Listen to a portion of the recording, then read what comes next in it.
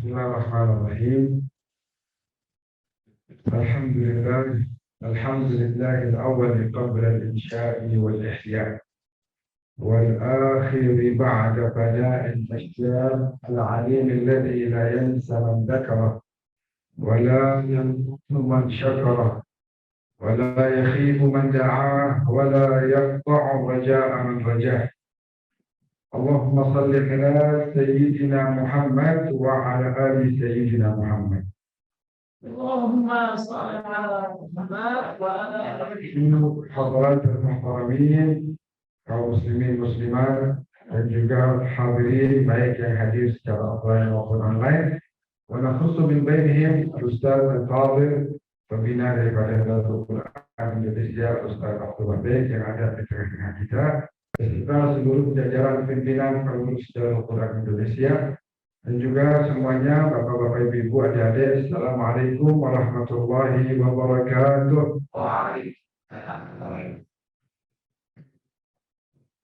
Alhamdulillah, di pagi menjelang siang hari ini Allah memberikan kepada kita taufik, hidayah, inayah, sehingga kita bisa berkumpul di sebuah acara, di sebuah perkumpulan yang menjadi tempat turunnya rahmat Allah Subhanahu wa Ta'ala.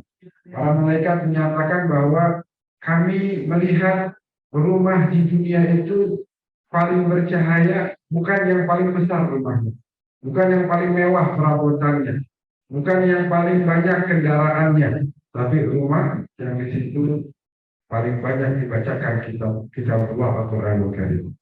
Maka alhamdulillah, baru saja kita bacakan juga tadi salawat dan juga puja-puji kepada para pembawa Al-Quran, terutama junjungan kita yang hari ini kita peringati hari kelahirannya, Nabi kita Nabi besar Muhammad Sallallahu Alaihi Wasallam. Kemudian kita sebut nama menantu beliau Sayyidina Ali yang Nabi sebutkan, Aliyun ma'al Quran wal Quran ma'a Ali. Ali selalu bersama Al-Quran dan Al-Quran selalu bersama Ali. Kemudian kita sebut Siti Fatimah yang beliau sendiri menyebutkan hubbiba ilayya min dunyakum talat. Yang aku senang dari dunia ini ada 3 perkara. Yang pertama, an-nadharu ila wajhi Rasulillah, memandang wajah kekasih Rasulullah sallallahu alaihi wasallam. Yang kedua adalah wal infaq fi sabilillah, berinfak membantu kaum muslimin. Dan yang ketiga adalah watilawati kitabillah, membaca kitab suci Al-Quran. Sehingga kita semua lihat dalam sejarah, Siti Fatimah berkata kepada Asma, wahai Asma, ini di detik-detik terakhir kehidupan beliau, aku akan masuk ke dalam ruanganku untuk membaca kitab Allah. Kalau kau sudah tidak lagi mendengar suaraku membaca Al-Quran, ketahuilah aku telah menyusul ayahandaku menuju ke Ar-Rafiqil A'la Jalla Jalaluhu wa Ta'ala. Kemudian kita dengar juga tadi pujian untuk Sayyidina Al-Hasan dan Sayyidina Al-Husain, qurrata aini Rasulullah, cahaya matanya Rasulullah. Ya, mereka semua hidupnya terus bersama Al-Quran, sehingga Nabi memberikan gelar kepada mereka berdua adalah Sayyidah Syababi Ahlil Jannah, pemimpin pemuda syurga. Semoga kita semua dikumpulkan bersama beliau-beliau kelak di surga ya Allah Subhanahu wa Ta'ala. Amin ya rabbal alamin. Hari ini kita semua duduk bersama di sebuah acara untuk mengenang 1496 tahun yang lalu manusia pemilik cahaya paling terang benderang, Nabi terakhir, Rasul penutup kekasih kita Nabi besar Muhammad Sallallahu Alaihi Wasallam diutus liyukhrijana minadh dhulumati ilan nur, untuk mengeluarkan kita semua daripada gelap gulitanya kesesatan agar masuk kemana? Ke dalam terang benderangnya hidayah Allah Subhanahu wa Ta'ala. Beliau ya yang kita harapkan syafaatnya kelak di yaumil qiyamah. Oleh karena itu mari kita jadikan hati-hati kita sebagai tempat tinggal beliau. Dengan cara apa? Jangan lupa terus membaca sholawat kepada beliau dan keluarganya. Para ulama mengatakan kalau kota suci Madinah aja menjadi mulia, menjadi terhormat karena Nabi tinggal di sana beberapa tahun. Bagaimana kalau seandainya Nabi tinggal di hati-hati kita? Maka hati-hati kita akan penuh dengan cahaya. Dan kalau sudah ada cahaya Nabi akan hilang kotoran-kotoran. Nabi nggak mungkin bersatu dengan sifat sombong. Nabi tidak mungkin bersatu dengan sifat riya, ujub, sum'ah, dan sifat-sifat buruk lainnya. Maka kita usir sifat-sifat buruk tersebut dengan menjadikan hati kita tempat tinggalnya Rasulullah SAW. Allah Subhanahu Wa Taala berfirman, karena kita di sini di dalam Al-Quran, ya, maka mari sama-sama kita baca beberapa ayat suci Al-Quran tentang, ya, dalam proses memperingati hari kelahiran Nabi ini, kita bagaimana caranya melihat apa yang Allah sebutkan dalam kitab sucinya tentang kasih ini. Di antaranya Allah Subhanahu Wa Taala berfirman, "Qul in kuntum tuhibbunallaha fattabi'uni yuhibbukum." Katakanlah wahai Nabi kepada segenap umatmu, kalau kalian memang cinta kepada Allah, maka ikuti aku, katanya. Nanti baru kalian akan dapat balasan cinta dari Allah. Karena ikutnya kalian kepada ajaran-ajaran itu merupakan bukti tulus dan benarnya cinta kalian kepada Allah Subhanahu Wa Taala. Ada sekarang orang mengatakan, nggak usah mau nih, saya sudah beriman kepada Allah, saya sudah sholat, puasa, zakat, haji, semua sudah saya kerjakan. Buat apa lagi mengadakan peringatan peristiwa hari kelahiran Nabi Muhammad? Cukup sudah. Apa yang Allah inginkan sudah saya kerjakan. Sedangkan kita semua melihat dalam hadis Nabi mengatakan, "Sakhalaqu bi akhlaqillah." Berakhlaklah kalian dengan akhlak-akhlak Allah. Di antara akhlak Allah, di antara perilakunya Allah adalah mencintai dengan begitu dalam cintanya kepada kasihnya, yaitu Nabi Muhammad SAW. Kemudian Allah Subhanahu Wa Taala berfirman juga dalam Al-Quran, "Qul bi fadlillahi wa bi rahmatihi fabidzalika falyafrahu huwa khairun mimma yajma'un." Katakanlah wahai Nabi kepada segenap umat, bi fadlillah, dengan karunia Allah, wa bi rahmatihi, dan dengan rahmat Allah, fabidzalika falyafrahu. Dengan yang demikian itu hendaknya mereka bergembira. Coba saya tanya semua yang hadir di adik, bahasa Arabnya senang itu berbahagia, bergembira, apa bahasa Arab? Apa? Farahun. Ada farah. Ada lagi bahasa Arabnya senang, apa? Gembira. Apa? Surur. Kalau surur. Betul. Ada lagi. Apa lagi? Tentu lagi deh. Sebenarnya banyak. Tiga aja. Apa? Busyra, kabar gembira. Ada lagi misalnya sa'adah, barakallahu fiik, kebahagiaan. Tadi kita sebut ada farahun, ada sa'adatun, ada surur. Kenapa yang dipakai asal kata farah dalam ayat? Kenapa enggak sa'adah, kenapa enggak surur? Kalau surur itu satu asal kata dengan sir, rasa senang yang dirahasiakan. Idkhal surur fi qalbil mu'min, memasukkan rasa senang di hati. Artinya nggak kelihatan. Rasa senangnya ada di hati, tidak diungkapkan. Kalau sa'adah, rasa senangnya diungkapkan. Ana sa'idun bi liqa'ikum. Saya senang bertemu dengan antum. Ditunjukkan rasa senang, ditunjukkan rasa bahagia. Tapi kalau farahun itu adalah rasa bahagia yang ditunjukkan secara menggebu-gebu. Tunjukkan bukan hanya dengan senang biasa-biasa saja, tapi luar biasa. Makanya orang Arab menyebutkan acara pernikahan misalnya itu farah, karena di situ rasa senangnya ditunjukkan. Nah, kita diperintahkan untuk berbahagia dengan menggebu-gebu pada saat kita memperingati karunia dan rahmat Allah. Kami cuma ahli mufassirin menyatakan, ahli tafsir menyatakan, fadlillah di sini adalah al-Islam wal iman. Ada yang mengatakan Al-Quran, karunia Allah.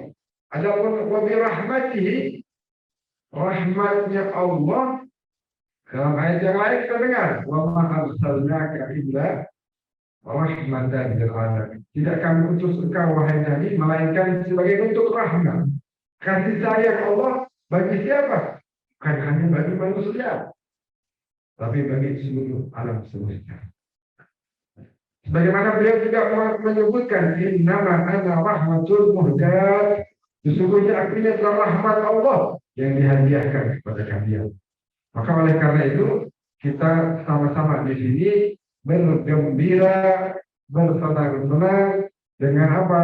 Dengan memperingati hari kelahirannya junjungan kita baginda Nabi besar Muhammad Sallallahu Alaihi Wasallam. Yang karena kelahiran itulah kita tahu apa yang Allah inginkan dari kita. Kita nggak bisa tahu, coba bayangkan sejenak aja.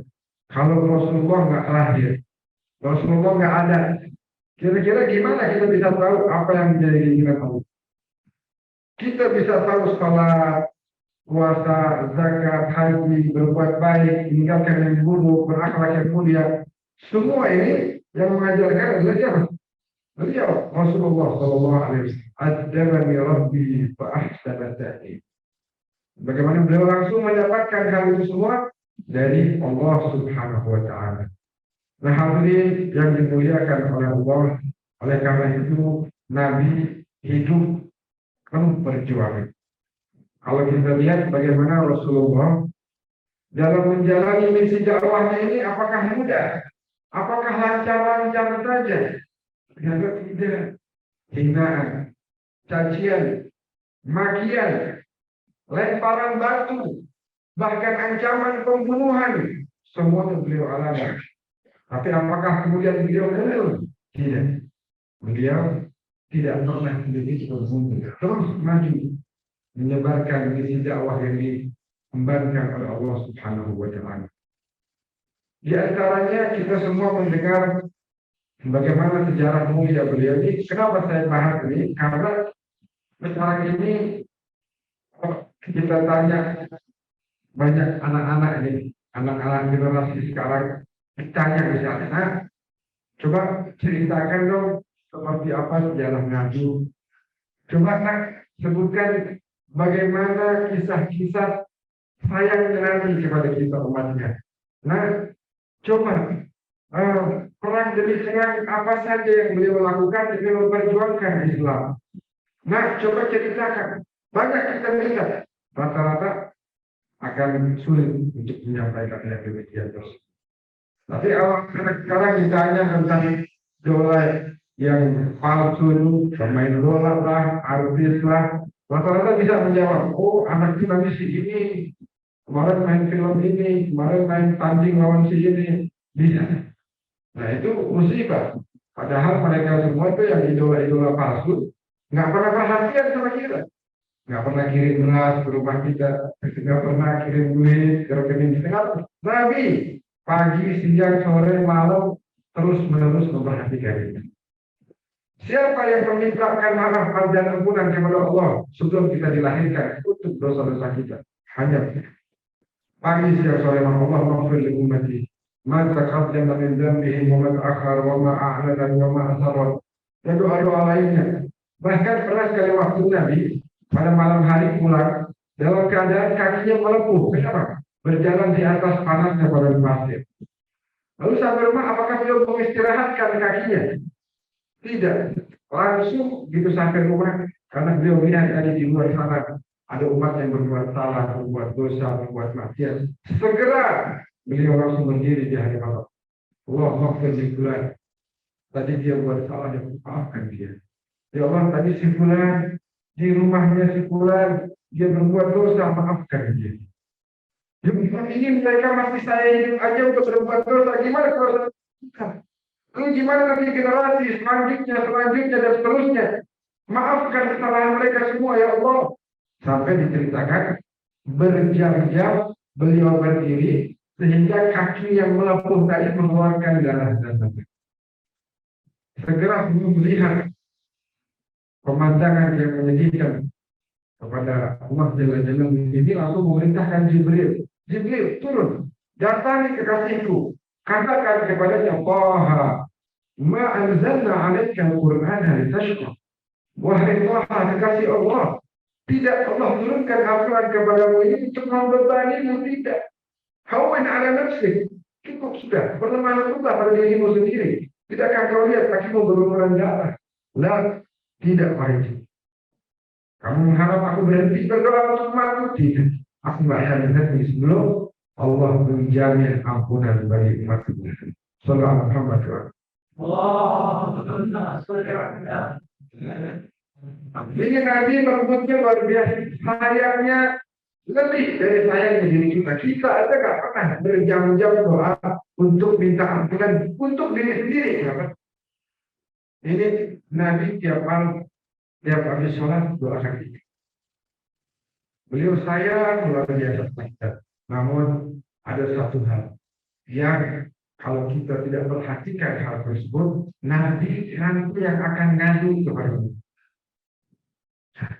Nabi sayangnya luar biasa. Tapi satu hal, kalau kita nggak kerjakan, mungkin kalau kita melaksanakan dosa-dosa kecil, segera Nabi langsung mintakan ampunan kepada Allah.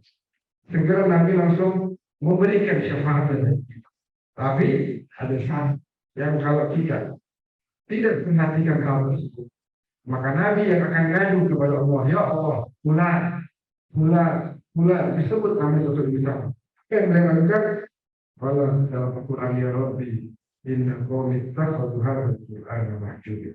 Ya Allah, wahai Tuhan, nanti di padang mahsyar Nabi akan bilang, sesungguhnya sebagian daripada umatku mereka tidak mengindahkan Quran, tidak memperhatikan Al-Quran, membiarkan itu Al-Quran.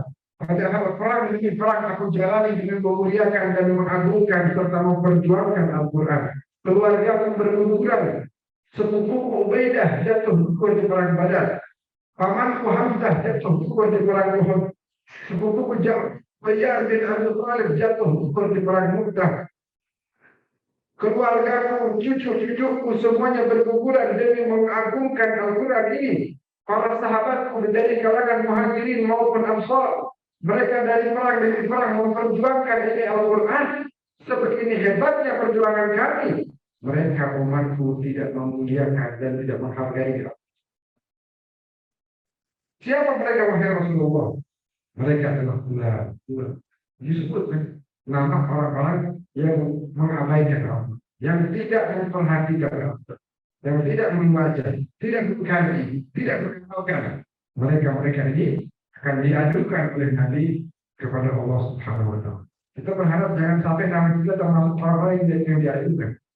Kita pengen termasuk orang-orang yang terus hidup bersama, ditemani oleh Al-Quran. Jika nanti di alam kubur kita ditanya, apa kitabmu? Kita jawab Al-Quran. Maka Al-Quran akan mengatakan kepada malaikat, betul wahai malaikat, dia telah menjadikanku sebagai kitab suci. Dia telah menghargaiku, mempelajari isi ajaran-ajaranku, dia telah mengamalkannya. Sehingga dengan kesaksian dari Al-Quran tersebut, kita akan dapatkan sesuatu. Itu muhabis saja waktu. Nah, kemudian sedikit saya akan membahas mengapa orang-orang sekarang itu seperti tidak senang dengan peringatan acara seperti ini. Padahal kalau di negeri kita Indonesia ini luar biasa. Kalau tempat saya belajar itu di Damaskus di Suriah, peringatan Maulid ini mungkin 1 bulan 2 bulan. Bulan Rabiul Awal, Rabiul Tsani. Setelah itu sepi. Kalau di negeri kita luar biasa. Sepanjang tahun mau bertawafan pengajian tuh di bulan Rajab, bulan Syawal, nanti Ramadan ngadain buka bersama baca Maulid. Nanti halal bihalal bulan Syawal baca Maulid. Pindahan rumah baca Maulid. Anak kita sunatan baca Quran baca Maulid. Kenapa? Para ulama di negeri tercinta Indonesia ini mengharapkan apapun kegiatan kalian wahai anak cucu, jangan lepas dari Nabi Muhammad SAW. Sertakan kesulian. Kenapa? Karena wabi'an fi zikrihi tatayyabat al-majalis wal mahamid. Dengan menyebut namanya lah majelis-majelis akan menjadi indah. Sallallahu alaihi wasallam. Itu cari kesenangan, kebahagiaan, keindahan nggak bisa kalau lepas dari itu. Habis. Kalau kita bersama-sama sebagaimana Habib Ali bin Muhammad bin Husain Al-Habsyi yang tadi Maulid jadi bacakan. Marhaban ya Rasulullah ahlan marhaban bika inna bika was'ad marhaban bika inna bika ada dua bika di sini bika inna bika was'ad. Kenapa nggak cukup inna bika was'ad? Sesungguhnya kami berbahagia bersama Muhammad. Cukup. Tapi enggak, bikanya ditaruh di depan. Bika itu dia anak tulisan situasi itu. Bika ba harus jar. Ya, ka di sini adalah dhamir muttasil fi mahall jar al-kitab. Kenapa di depan? Jika taqaddama al-jar wal majrur fadzalika yufidul hasr. Kalau jar majrurnya ini ada di depan, itu maknanya berubah jadi hasr. Kita beda dengan mengatakan misalnya saya senang berkumpul bersama. Itu kalau bikanya di tengah. Tapi kalau di depan, maknanya berubah menjadi hanya bersama antum saya bisa merasakan itu. Hanya bersama mula wahai Rasulullah, wahai dikasih Allah, kita akan mendapatkan kebahagiaan. Mau cari kebahagiaan di luar Rasulullah, nggak bakal itu. Mustahil, nggak bakal. Kita mau hidup cari bahagia dunia dan akhirat. Mau bahagia caranya dengan dekat-dekatlah dengan Rasul. Tadi MT mengatakan bahwasanya yang paling dekat dengan beliau di hari kiamat nanti adalah yang paling banyak membaca. Oleh karena itu hadirin yang dimuliakan Allah, kita mengadakan acara-acara di negeri kita, masya Allah, apapun kegiatannya baca maulid, baca sholat, baca sebut nama Nabi. Itu harus kita sertakan terus beliau dengan kita. Ya, apa namanya di negeri kita ini, di Indonesia tercipta disebut terus peringatan maulid. Di mana-mana berkumandang. Dari mulai masjid di Istana Negara, masjid Istiqlal, sampai surau-surau kecil di desa-desa semuanya mengadakan acara. Begitu ya. Jadi supaya apa? Supaya nggak pernah lepas. Terus bersama-sama dengan Rasulullah. Kenapa kita harus mengadakan acara maulid? Hari di antaranya anak-anak sekarang biar kenal sama Nabi. Dulu di Amerika ada orang Irak. Orang Irak ini punya anak kecil, mungkin seumuran seperti ini. Sekolah SD. Anak kecil ini Muslim lain daripada yang lain, paling berakhlak, paling baik. Temannya nggak punya jajan, dia bagi dua makanan dia. Temannya kurang ajar sembulunya, dia larang, dia nasihatin. Kemudian guru di sana tanya ke orang tuanya, kenapa ini kok anakmu lain daripada yang lain? Di seusianya biasanya yang lain nakal, ini kok baik banget. Kata orang tuanya, setiap habis maghrib sampai isya, kami orang tuanya menceritakan tentang sosok Nabi kami dari Muhammad SAW. Nah, Rasul kita orang yang paling menghargai yang lebih tua. Nah, Rasul kita paling menyayangi kepada yang lebih kecil. Kalau ada orang yang berkebutuhan, Rasul kita ini paling terdepan memberikan bantuan. Sehingga tumbuhlah cinta di hati Muslim. Sehingga dia terus ingin meniru akhlak budi pekertinya Rasulullah SAW. Tapi ada yang mengatakan, di samping Rasulullah ini peringatan maulid. Mau ngapain kita ngadain acara maulid? Peringatan hari kelahiran beliau buat apa? Rasulullah di zamannya nggak ada. Para keluarga dan sahabatnya tidak mengadakan acara seperti ini, duduk mengkaji sejarah Nabi.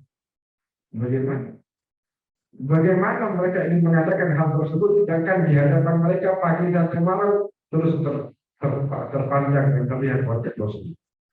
Mereka lihat mukjizat demi mukjizat. Mereka lihat bulan terbelah menjadi dua. Mereka lihat tangan-tangan Nabi mengucurkan air yang paling barakah. Jabir bin Abdullah Al-Ansari mengatakan, itu waktu Nabi mengeluarkan air dari jari jemarinya, saya minum sampai seperti sudah ingin keluar lagi air. Sudah penuh seluruh anggota tubuh saya ini penuh dengan airnya yang keluar dari tangan Rasulullah. Kenapa wahai Jabir? Para sahabat tanya, kata Jabir, air kalau zam-zam aja, kalau zam-zam doang sih keluar dari sumur. Ini air keluar dari tangan kasih Allah Subhanahu wa Ta'ala. Bagaimana tidak barakah itu air? Mereka melihat bagaimana air ludah Nabi Muhammad bisa menyembuhkan mata Sayyidina Ali yang sakit di perang Khandaq, di perang Khaibar. Mereka lihat air ludah itu bisa menjadikan sumur yang asin menjadi manis. Mereka lihat air ludah Nabi bisa menjadikan makanan yang sedikit cukup dimakan untuk 1.000 orang. Jangan dianggap air ludah kita nih, air ludah Rasulullah. Kalau air ludah sekarang nggak tahu deh apa udah isinya bumbu dapur semua. Ini air ludah Nabi barakahnya luar biasa. Kalau sekarang bau kagak. Kalau Rasulullah wangi keringatnya aja itu Rasulullah diambil tubuh ditajari sama sahabat, usap wajahnya, katanya lebih dari setahun tidak pernah hilang aroma wangi dari wajah. Wah, Rasul ini ketika mencukur rambutnya, sahabat ratusan berkeliling berebut itu rambut. Rasulullah ketika beliau berwudu, dalam hadis disebutkan kadu yaqtatiluna ala wudu'ih. Hampir para sahabat puluhan berebut wudunya yang jatuh dari tangan muslim. Berebut. Kalau bahari yaqtatilun. Kalau diartikan bunuh-bunuhan terlalu ekstrim. Mungkin kayak apa ya? Kayak orang berebut ini apa? Sembako, sikut-sikutan. Di zaman Nabi itu sikut-sikutan berebut. Kalau ada yang terlambat nggak dapat, mereka lihat dari tangan temannya masih ada nggak kayak ini, diambil diusap. Segitunya mereka mengagungkan Nabi Muhammad SAW. Tidak pernah Nabi meludah jatuh ke tanah. Semua sahabat menandai tangan-tangannya. Kita sekarang pengen kenal sama Nabi, makanya diadakan acara seperti ini supaya makin kenal, makin cinta. Kalau mencinta, insya Allah akan jadi umat yang taat, tunduk, patuh dan nurut kepada perintah-perintah. Hadirin yang dimuliakan Allah dan setelah. Jadi apa namanya, mungkin intinya yang ingin kita sampaikan adalah kita dalam acara-acara seperti ini yang harus kita utamakan adalah tertumbuhkan lagi rasa cinta kita. Orang kalau bercinta pasti taat. Tanda orang yang bercinta adalah taat kepada Rasulullah SAW.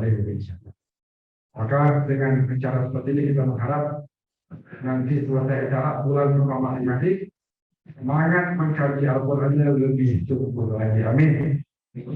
Semangat untuk membaca sholawatnya lebih besar lagi. Amin.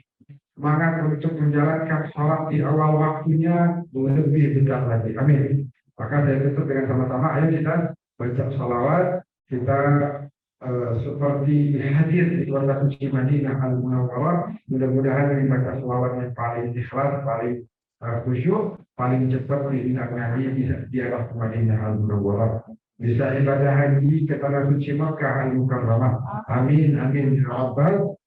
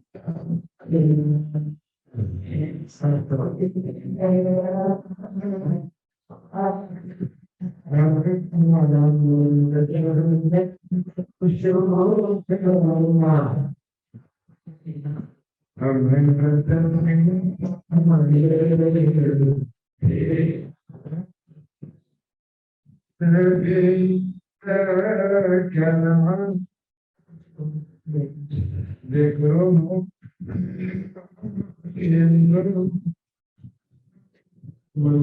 النصر والمسجون أسلام معنا ينجل طعام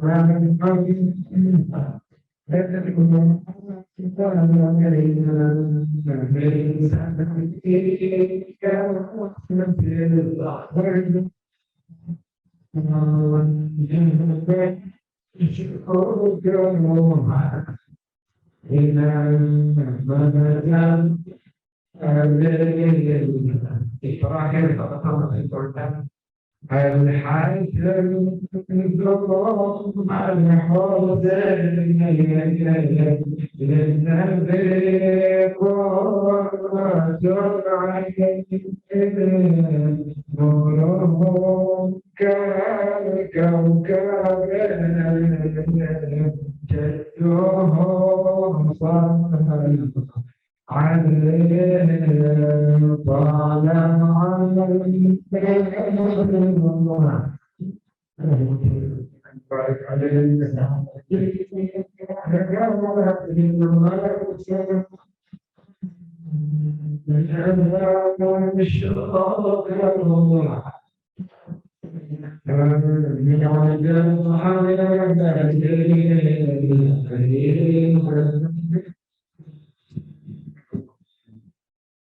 Ada juga salawat dan salam kita sampai kepada beliau dan jawaban beliau kepada kita berupa undangan biar kita bisa salawat dan salam langsung di Madinah Al-Munawwarah di hadapan kubah hijau yang sangat indah di atas pusara suci Nabi Muhammad Sallallahu Alaihi Wasallam. Amin ya rabbal alamin. Terima kasih atas kesempatannya. Hadanallahu wa iyyakum ajma'in. Wallahu muwaffiq ila aqwamit thoriq. Assalamualaikum warahmatullahi wabarakatuh.